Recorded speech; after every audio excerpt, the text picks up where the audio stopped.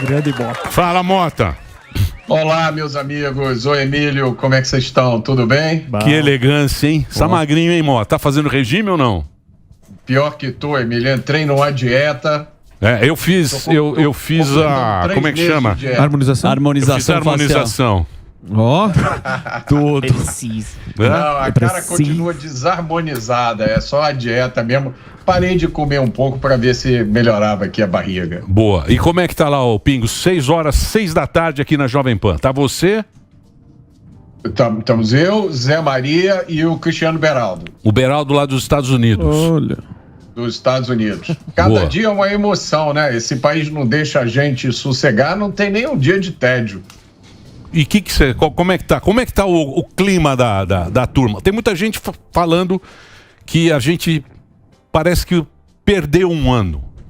Tem muita gente que eu converso, fala, perdemos um ano, mas agora faltam só mais 3. Para perder. Será isso mesmo ou não? Ou pode surpreender e a coisa mudar de figura e ser uma alegria que a gente torce? Eu torço muito. Às vezes eu não sei para que eu torço também. Também não vai fazer diferença nenhuma a minha torcida. Mas você torce para passar rápido ou para mudar a situação? Mas a minha torcida também não vai fazer diferença mas é um ponto. Nenhuma pro mundo. Mas as pessoas também, o ouvinte está meio chateado e tal. As coisas não estão muito...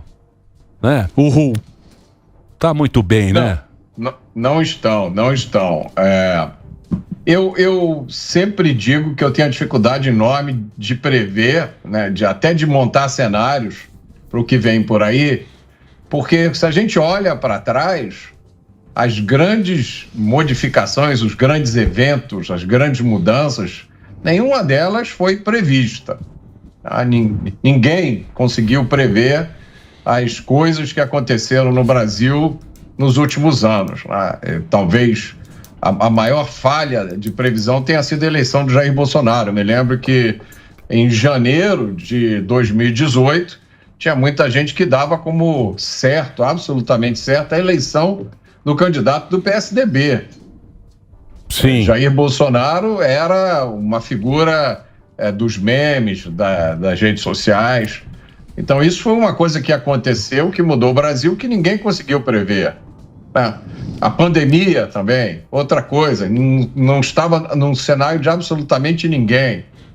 E aí todas as inovações jurídicas que aconteceram no Brasil, as reversões, né, de posição de muita gente que passou, deu uma guinada de 180 graus. Pessoas, instituições e decisões. Estavam caminhando no rumo do sul, passaram para a direção norte. Então, acho difícil dizer, Emílio. Eu vejo assim, eu acho que tem possibilidade de um cenário... Eu gosto de trabalhar com cenários, né? Eu vejo um cenário ruim. Cenário ruim onde nada muda e a gente continua com essa hegemonia da esquerda, das políticas de esquerda e nessa insegurança jurídica, né? Do ativismo judicial. Esse é o cenário ruim para mim. Isso ainda continua há muito tempo no Brasil. Tem um cenário aí que eu diria que é um cenário intermediário, é um cenário no qual o PT não ganha as eleições de 2026, mas a gente continua com os outros problemas, principalmente a insegurança jurídica. Né? Então fica todo mundo com receio, porque ninguém sabe qual é a regra que está valendo. E o cenário positivo para mim é um cenário em que o PT não ganha as eleições de 2026 e essa insegurança jurídica, ela se reduz. Então, o ativismo judicial deixa de estar, né, deixa de ter a força que ele tem hoje. Então, a gente volta para um tempo em que, pelo menos, a gente sabia o que podia e o que não podia. Não que a gente concordasse com tudo, né? Você vê que até o meu cenário positivo não é um cenário muito otimista, né? Ô, Mota, agora a questão... Agora há pouco o Fuzil estava mostrando manchetes de jornal e o Estadão, a capa primeira capa ali, falando da questão da Mona Lisa, sendo que a gente tem outras notícias que poderiam ser informadas, e eu queria ver com você a respeito... Agora é o editor do Estadão. Lógico, tanta coisa pra falar, os caras de pernil lá no Estadão. Estão lá a sopa da Mona Lisa e a gente não vê o governo gastando a rodo aí, déficit aí ano passado. Eu queria ver a sua opinião, o que você espera para esse ano aí? Mais gastança e é só do nosso, velho. O governo... Cubota, vai, velho. Gordão, o governo é do PT. Sim. O PT é o seguinte, o Mota sabe muito bem. É isso. Se você chegar pro PT e dar o Saara... Certo. Sabe o deserto? Sim, o deserto. Desertão. Você Não falou tem nada. PT. Tá o PT. deserto aqui. Não, você fala PT. Cuida do Saara pra mim. Tá. Cuida da areia do Saara. Certo. E em 5 meses não tem mais areia no Saara. Nem só. Esse é o sistema. Vira uma Esse é o caixa de sistema. gato Não gigante. tem como você pensar numa coisa positiva. E aí, pô. Bota, só do nosso, hein, velho? Da tela. É o que o Emílio falou. Se você parte da ideia errada, você jamais vai chegar em alguma coisa boa. A ideia essencial, uma das ideias essenciais da esquerda, é que o governo gastar é bom. Quanto maior o governo, melhor. Quanto mais o governo gastar, melhor, porque o gasto do governo estimula a economia. Essa é a mentalidade deles. É uma mentalidade, é uma ideia que já foi destruída há muito tempo, provada como sendo um equívoco. Mas deixa eu repetir aqui um exercício que eu fiz lá no Pingos, que é o seguinte: vamos pegar o orçamento do governo federal, o orçamento da União para esse ano. São 5 trilhões com T. 5 trilhões e meio. Ninguém consegue imaginar o que é 1 trilhão, né? Não. 1 trilhão são 1.000 bilhões. O que é 1.000 bilhões? Então, eu fiz uma continha para ajudar as pessoas a entenderem. Se vocês pegarem 5 trilhões e meio e dividirem por 365 dias, isso dá 15 bilhões de reais por dia. Então isso é que o governo federal gasta todo dia sim, dia não. Chova ou faça sol, 15 bilhões. Se você pegar 15 bilhões e dividir pelas 24 horas do dia, isso dá 625 milhões de reais por hora. 625 milhões de reais por hora significa que o governo, a União, gasta 10 milhões e meio de reais por minuto. Meu Deus. Ô Mota, mas aí que tá o negócio, porque isso aí é só gasto de previdência e de funcionarismo, entendeu? O grande gasto do governo tá na previdência e tá nos funcionários. Não é gastar, tanto é que a gente vê enchente aqui, a gente vê enchente todo ano. Não resolve problema. Não resolve nada. O brasileiro tem que se ligar e fazer o que foi feito lá no Sul. Achei tão bacana essa campanha. O que aconteceu? Da ponte. A ponte. A chuva de dezembro levou a ponte. Perfeito. De 2 cidades, e a ponte é importante para as 2 cidades. Travessia. Porque lá os caras fazem, tem as indústrias, o comércio, transporte, as 2 pontes. Aí falaram pro governador, ele falou, não, vai demorar 2 anos e vai custar 25 milhões. Fizeram uma vaquinha, fizeram um Pix, fizeram uma campanha. Em 6 milhões a ponte está pronta, não precisou dessa ponte, não precisou de governo, não precisou de nada. É isso que, essa que a gente fala para você. Mais barato, mais rápido. Se você depender do governo, a gente fica dependendo do governo. Mas tá a iniciativa ferrado. é ótima, mas veja que absurdo. O próprio povo tem que pagar um Pix para resolver uma resolveu. ponte que Mas resolve, mas você já resolveu, paga o cara. imposto, Resolveu. mais a ponte, mais Mas isso já tá normal, isso já é com a segurança, isso já é com a saúde, já é 2 assim. celulares. Esse é o caminho que você tem que fazer.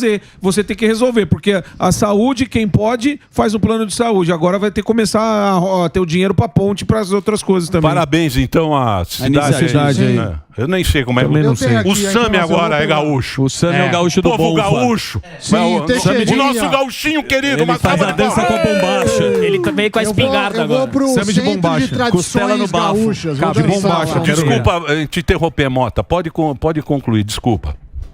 Não, eu achei esse exemplo da ponte ótimo. Eu queria falar 2 coisas sobre essa história. Primeiro, eu confesso a vocês que eu fiquei com medo do governo ir lá e mandar demolir a ponte. Sim. Né? De alguma entidade do governo ir lá dizer que é uma obra não autorizada, que não obedece aos padrões. Né? Eu fiquei surpreso como isso não aconteceu. E a outra é um episódio curioso que aconteceu aqui no Rio de Janeiro, parecido com esse. Só que foi o tráfico de drogas que fez uma ponte. que o Estado não conseguia fazer. Mas a filosofia é essa mesmo. Isso seria o ideal. Infelizmente, o cidadão brasileiro, ele não tem a opção de não bancar esse Estado gastador. Né? Nova Roma do Sul, a cidade, tá? Só para lembrar que Nova Roma do Sul, a gente tem até vídeo da ponte, vou passar depois pro Delari. Boa. Pode concluir, ô Mota, desculpa. Não, a gente não tem essa opção, né? Eu não posso dizer, olha, eu não vou pagar o imposto de renda, em compensação, eu vou construir aqui minhas pontes, minhas ruas, né? Eu não vou pagar IPVA, eu não vou pagar IPTU, em compensação, eu não vou usar nenhum dos serviços do Estado e da Prefeitura. Se eu não pagar o IPVA, leva o meu carro. Se eu não pagar o IPTU, leiloa a minha casa, né? A gente não tem essa opção. É isso aí. Fazer um break rapidinho, a gente continua com Mota nas outras plataformas. Você, Reginaldinho. Que mais, Mota? Qual é a pauta do momento aí, ó? Texas. Tem várias. Tem o Texas, mas posso continuar só uma pauta rapidamente, se possível? Eu estava vendo uma entrevista do José Dirceu, não sei se vocês viram essa entrevista, e ele fala de... Ontem, eu acho. Se a Dilma não tivesse sido derrubada, o PT ficaria 20 anos no poder, né? E ele salientou a importância das prefeituras que vem agora, e o PT tem que fazer o trabalho dele, que tem muita força. Como é que você vê essa situação do Zé Dirceu e as prefeituras agora, Mota? Olha, e quem sou eu para comentar a declaração do José Dirceu, né? Que é provavelmente um dos estrategistas políticos mais experientes desse país. Eu só fiz uma observação aqui que eu vou fazer aqui para vocês, que depois que a gente entrou no século XXI, né? Nós estamos em 2024, já se passaram 23 anos. Desses 23 anos... durante 16 anos, o Brasil esteve na mão do PT. O governo federal esteve sob o controle do PT. Quando o PT chegar no final do atual mandato, em 2026, ele terá completado 20 anos no comando do poder, né, do comando do país, 20 anos de poder. Para vocês terem uma ideia, o PT vai ter ficado mais tempo no poder do que Getúlio Vargas.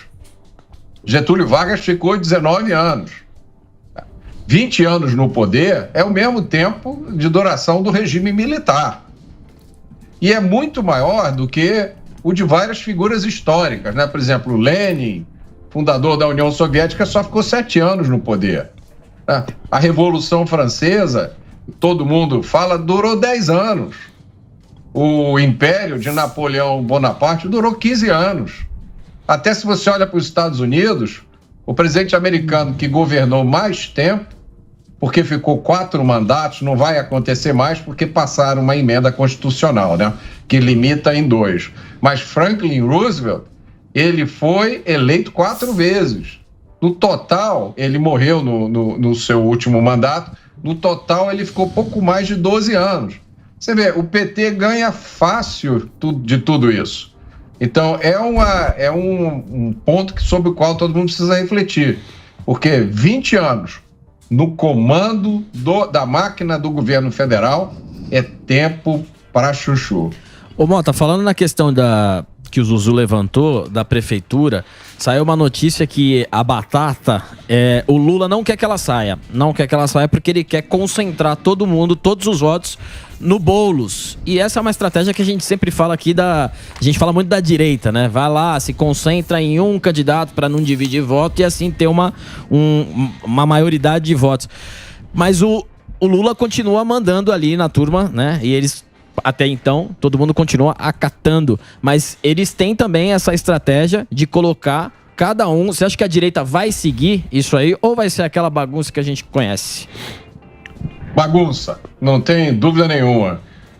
Eu acho que a situação de São Paulo é muito complicada. Me lembra a situação do Rio de Janeiro na eleição de 2020, quando o candidato da direita, né, o candidato que foi batizado como sendo da direita aqui no Rio, foi o Marcelo Crivella, que de direita não tem nada.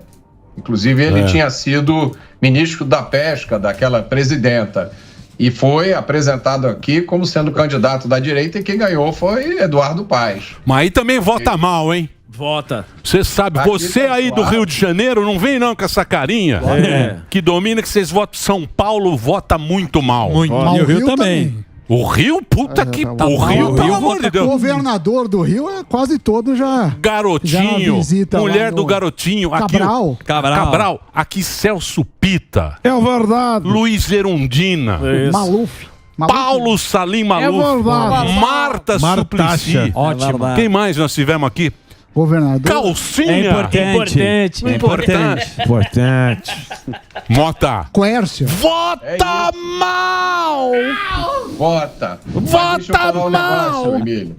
Nós já tivemos um cara que foi provavelmente o melhor governador da história aqui do Rio de Janeiro, um dos políticos mais brilhantes, e foi Carlos Lacerda, o primeiro governador do estado da Guanabara. Ah, mas isso foi na época do Onça, pô. De lá pra cá foi ladeira abaixo, mas pelo menos um a gente tem que a gente pode dizer com orgulho. Mas vota mal sim, vota mal sim. Vota mal, vota mal. Vota mal sim. E a situação da eleição aqui também não é diferente da de São Paulo, mas também não é fácil, mas também não é boa, né? Boa. Na minha avaliação. Ô Mota, pô, prazer falar com você. Obrigado aí pela sua participação aqui. Você continua lá nos Pingos, às 18 horas, aqui na programação da Jovem Pan. É isso? É isso, né? É isso, Emílio. Muito obrigado. E a Prazer Benedita? rever vocês. Você votou na Benedita? Você votou na Benedita, não votou? Votou. E votou pra deputado. Votou com o cachorrinho. Votou no pé. Cachorro no colo. Distribuiu o Santinho. Obrigado, viu, Mota? Um abraço. Esse é o nosso Roberto Valeu, Mota, diretamente do Rio de Janeiro.